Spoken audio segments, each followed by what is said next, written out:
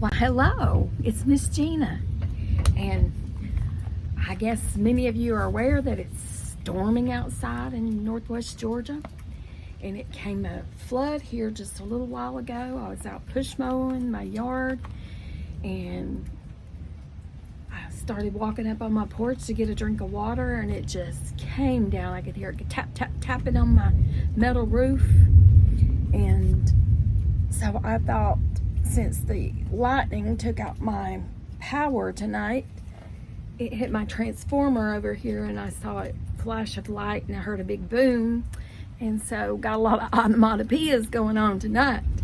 And so I thought I'd bring Ratatouille outside to read and give you a weather report. Well, I can still hear thunder. You can probably still hear thunder, and that was lightning. I'm up on my porch. I'm sitting in a rattan rocking swivel chair on my porch, which is concrete with probably Monsanto AstroTurf on top, because my mother used to work at Monsanto. Anyway, I live on a very popular exit from 2011 that had tornadoes, so I don't want you to be worried about the storm, because this too shall pass. There went 2 or 3 lightning strikes in the background. So I thought maybe we could read together. It could calm us. And my umbrella is still knocked over down there from the last storm I had. It blew my whole picnic table and umbrella over. Luckily it just bent and it gave, like the umbrella swivels, so it didn't break. So I've left it laying. It's a good choice, because tonight it would have been who knows where. And so the weather report I have for you tonight is there is a high chance of high lightning strikes, and thunder is definitely on the agenda. And sadly, there is no cloudy with a chance of any meatballs. I see no Italian clouds in the sky. I wish they were there. I have some packets of lemon pepper tuna and plastic spoons. I do have my cold pizza in the refrigerator, since my microwave won't be working, and so I won't starve, and I can get in my vehicle and go to a restaurant if I need to. But sadly my power is off, and it's been off for a bit, and so I thought I'd come out and read. And we left off on chapter 5 on the Ratatouille novelization. And so, without further ado, we're going to dive right in, pardon the pun for rain, and read chapter 5. Luckily, Remy had landed in a sink filled with dishwater, not a pot of boiling water. Gasping for breath, he paddled to the surface and pulled himself out of the soapy mess. Remy slipped over the edge of the counter and scrambled underneath it. He watched warily as the cook's clog-clad feet marched by on each side. He gulped. He was surrounded by humans, the enemies of his kind. The kitchen was loud, busy, and scary. Panicking, Remy ran out from under the counter, and someone almost stepped on him. Uh-oh. The refrigerator door swung open, knocking Remy across the floor and under the stove mid-bolt. Catching his breath, he peered out and noticed an open window across the kitchen. Yes, a way out. Above him, rows of burners fired up. Remy raced across the walkway and slipped under another counter and to the other side, where he was nearly hit by a passing serving trolley. Scurrying underneath the trolley, he made his way across the room. He finally reached a dish. There it was, the open window, his means of escape. Remy ran toward it, scrambling over a covered pot. The lid on the pot slipped and Remy fell inside. Then a chef picked up the pot and carried it back across the room. When he set it down, Remy jumped out and once again headed toward the window. But a tantalizing scent caught his attention. Even though all he wanted was to escape There was nothing he could do in the thrall.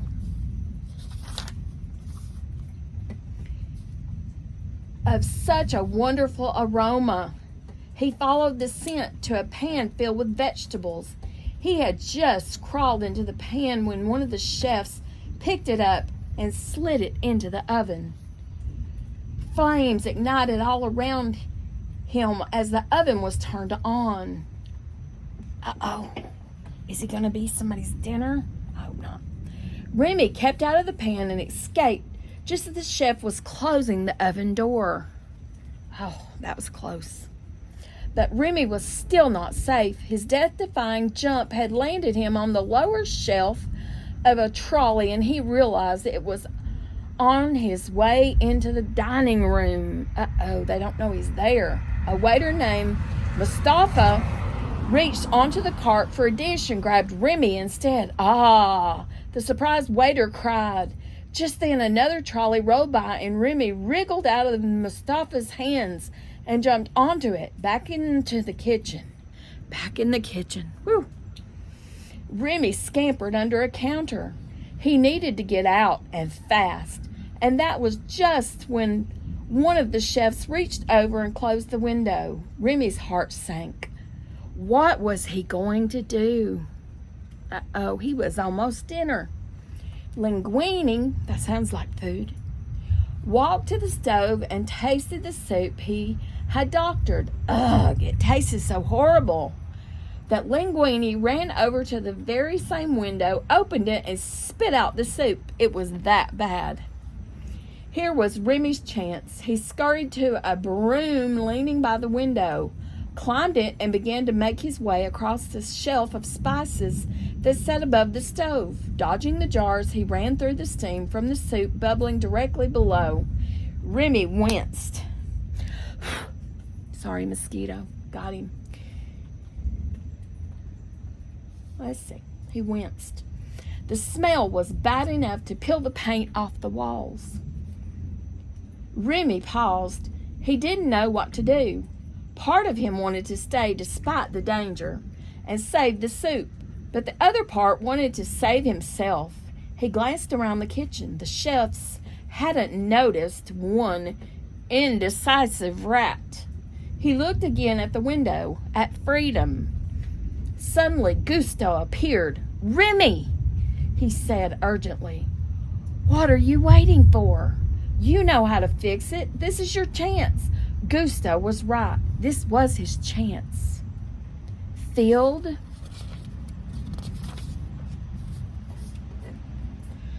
with purpose, Remy jumped to the top of the stove, turned the burner down, then hopped up to the faucet to add water to the soup. He washed his hands and proceeded to remake the soup.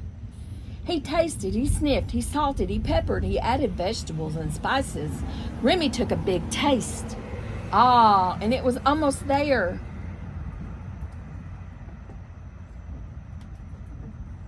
He grabbed another, I was seeing if that was a power company truck. It was not. He grabbed another pawful of spices to add and suddenly realized that Linguine was staring at him, his eyes wide with disbelief. They stared at each other, motionless. Remy finally dropped the spices into the soup. Just then, Skinner yelled, "The soup! Where is the soup?" The two jumped. Remy tried to run for the window, but a quick-thinking Linguine slammed a colander over him. Remy was hidden, but he was also trapped. "Out of my way," yelled Skinner. "Move it, garbage boy." He spotted a ladle in Linguine's hand. "You are cooking?" he thundered. Grabbed the terrified young man by the collar. "How dare you cook in my kitchen? Where do you get the gall to even attempt something so monumentally idiotic?" Skinner turned bright red.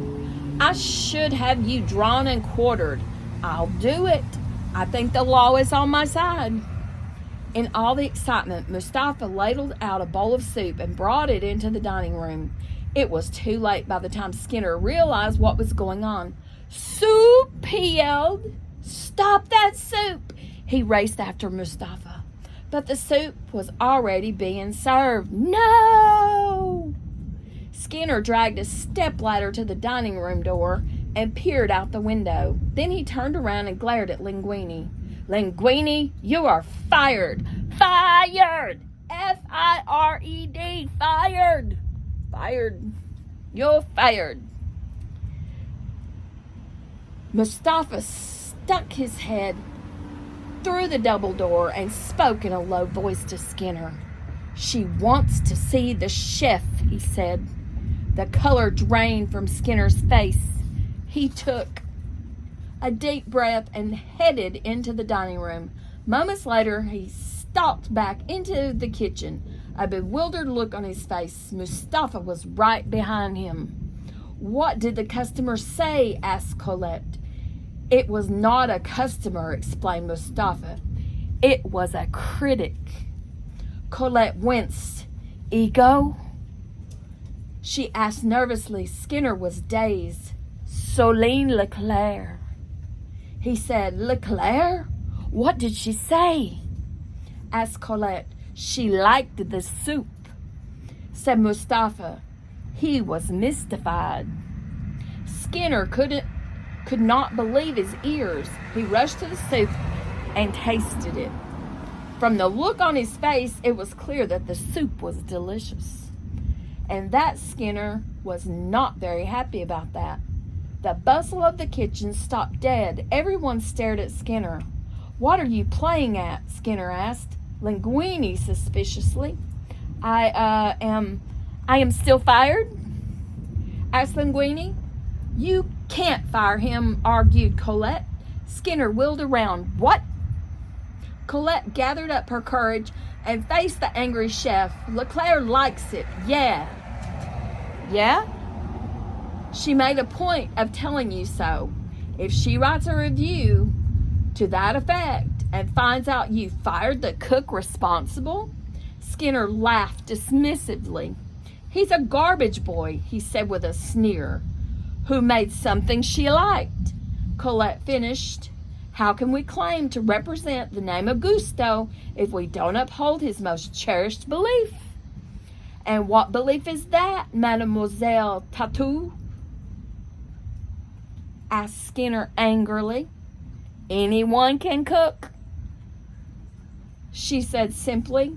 The staff looked at Skinner expectantly. Perhaps I have been a bit harsh on our new garbage boy, he said in an icy voice. He has taken a bold risk, and we should reward that as Chef Gusteau would have. If he wishes to swim in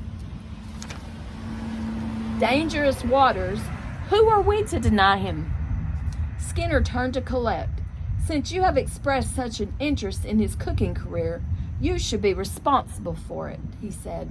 Colette's face fell. Anyone else? Said Skinner. The other cooks quickly turned away, returning to their chopping and sautéing. Skinner gave Colette a withering smile. Then back to work. While everyone's attention was elsewhere, Skinner turned to Linguini and spoke to him angrily under his breath.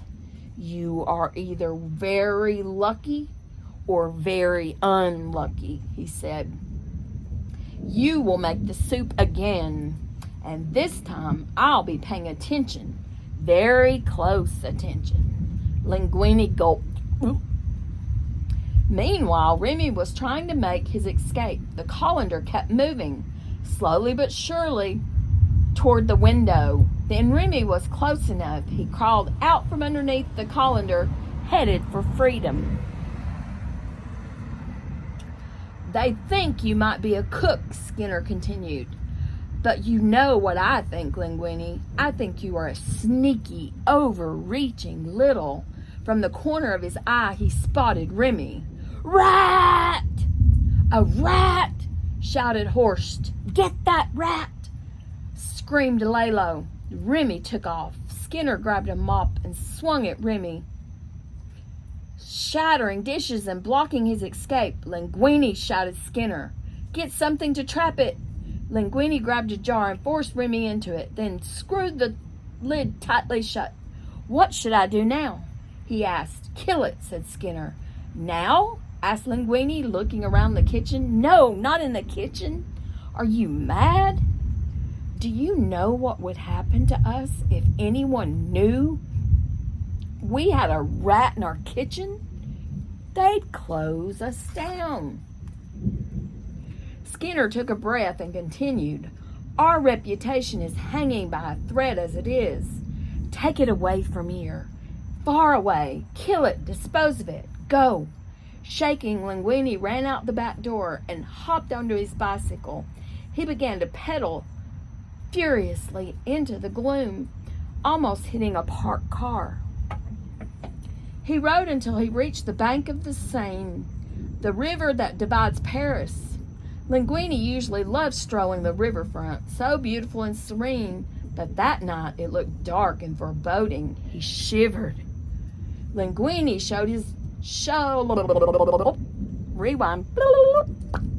Linguini slowed his bicycle and pulled up by the street lamp near the underpass of a bridge. He climbed off his bicycle, opened the jar, and held it over the water. Remy was petrified.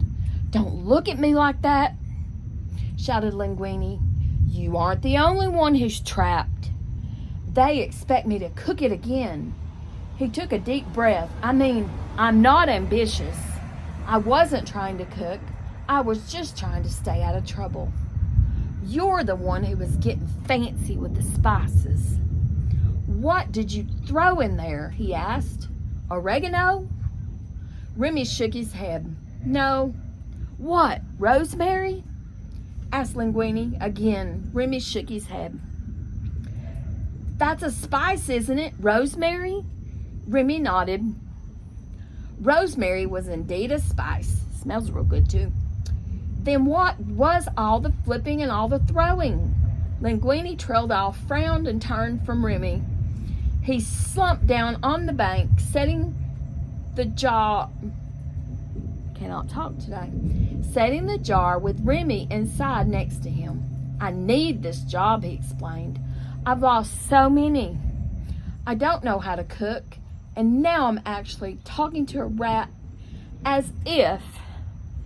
He shook his head, suddenly realizing what was going on. Huh? Did you nod? Have you been nodding? Remy nodded. You understand me? Remy nodded again. So I'm not crazy? Linguini shouted. So I'm not crazy? Remy shook his head. No, you're not crazy. Wait a second. I can't cook. He turned to Remy for confirmation. Can I? Remy shook his head once more. Linguini certainly could not cook. That was a fact. But you can, right? Remy hesitated. He didn't like to brag. Look, don't be so modest. You're a rat, for goodness sake. Whatever you did, they liked it. He thought for a moment. Yeah, this could work. Hey, they liked the soup. In his excitement, Linguini turned to Remy and accidentally knocked the jar into the Seine. Horrified, Linguini dove in after it. Moments later, both Linguini and the jar were sitting on the riverbank again. Linguini was soaking wet, but he didn't miss a beat. They liked the soup. Do you think you could do it again? Do you think you could do it again? Remy nodded. Okay, I'm going to let you out now, Linguini said. But we're together on this, right? Remy nodded again. Okay, Linguini unscrewed the jar, and quick as a wink, Remy took off into the darkness. He cackled as he ran. He was free. Sucker! He thought of the hapless Linguini, but something made him turn back. He saw Linguini standing forlornly under the bridge. Remy slowed to a stop and sighed. Linguini sighed too, and sadly walked to his bicycle. But then he heard a small voice and turned. Could it be? Yes, it was Remy, cautiously coming back toward him. Linguini fumbled with the keys as he unlocked his apartment door. The warped door swung open, then caught. Linguini stepped inside and turned on a light, revealing a small, shabby, oddly shaped room. I keep seeing lightning over there near that other transformer. A lot of lightning. Lots of lightning. Linguini stepped inside and turned on a light, revealing a small, shabby, oddly shaped room. There were 2 mismatched chairs, a lone window, a tiny table with a hot plate, and a small ancient refrigerator perched on the arm of a ragged couch, which also served as the bed. Was a small black and white television. So this is it, Linguini told Remy. I mean, it's not much, but it's, he looked around. Not much, he finished lamely. Could be worse. That there's heat and light and a couch with a TV, he said with a shrug. So, what's mine is yours. Remy checked out his new digs. Then he turned to Linguini with a big smile. He was delighted. Later that night, an old French movie flickered on the TV as Linguini snored on the couch. Remy, tucked into an oven mitt on the windowsill, gazed dreamily at the lights of Paris. He grinned and closed his eyes. This was the beginning of his brand new life. And that's the beginning of his brand new life. And we'll start next time on chapter 6. So I hope you've enjoyed that. So that was our Reading in the Rain. It's a junior novelization of Ratatouille. Hope you'll read more in 2024 and remember to grow your brain. I'll see you next time. Bye-bye.